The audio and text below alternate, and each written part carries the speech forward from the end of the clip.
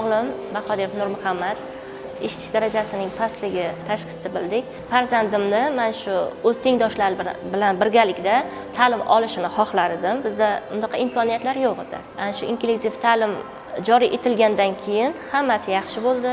O'g'lim bemalol tengdoshlari bilan birgalikda bitta sinfda bir joyda o'tirib, o'qib, ta'lim tarbiya olmoqda. Men quvongan tarafim, men o'g'limda nutq yo'q edi-da. Hozir nutqi bemalol o'zini hamma narsasini aytadi. Baho olganini aytadi. Masalan 4 olib borsa, men 4 oldim deb xafa ham bo'lib qoladi-da, yo 3 oldim deb xafa bo'ladi. Shunga qarab intiladi ham-da.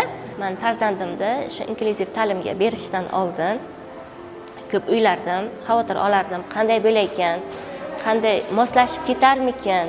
Xavotir olganman-da endi. Uni menga o'xshagan ota-onalar biladi-da. Shu uchun ota-onalarga aytaman, hech ham xavotir olmasinlar.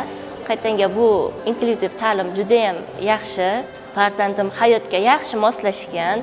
O'g'limni eshitishlari ham yaxshilanyapti, nutqida rivojlanish yaxshi.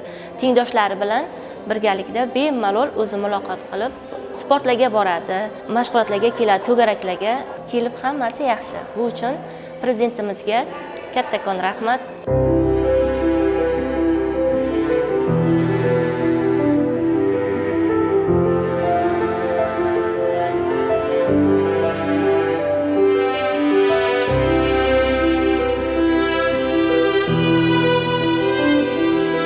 Ta'lim bolaning imkoniyatlariga qarab moslashtiriladi degan tamoyilni ilgari surib, hattoki o'sha yangi tahrirdagi konstitutsiyamizda ham 50-moddasida inklyuziv ta'lim haqida aytib o'tilganligi bu mana shu fikrimiz yorqin dalili bo'la oladi. O'quv yili boshida maktabimizda inklyuziv sinflar tashkil etildi. 2 nafar o'sha nogironligi bo'lgan bolalarni ta'limga jalb etib, mutaxassislarni jalb qildik, o'quv jarayonlarini boshladik.